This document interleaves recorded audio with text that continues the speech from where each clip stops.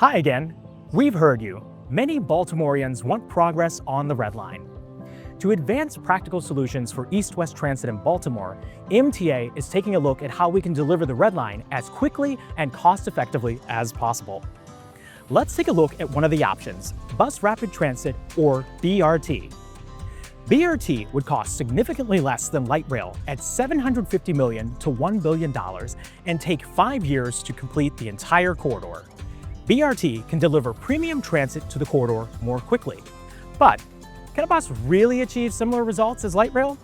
Let's compare and see how the two are similar. BRT isn't like the buses you see in downtown today.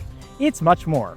Similar to light rail, a BRT version of the Red Line would have features and amenities for accessibility, safety, efficiency, and convenience.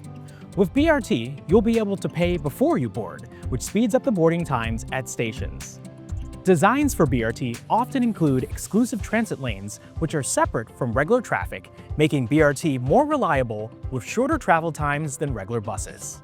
Along the corridor, stations will be placed about a half-mile apart and can be located on the curb or in the median. Boarding platforms at BRT stations will be raised so riders don't have to step up to board the vehicle, increasing safety and accessibility. BRT articulated vehicles will be equipped with multiple doors to allow for all-door boarding on both sides of the vehicle.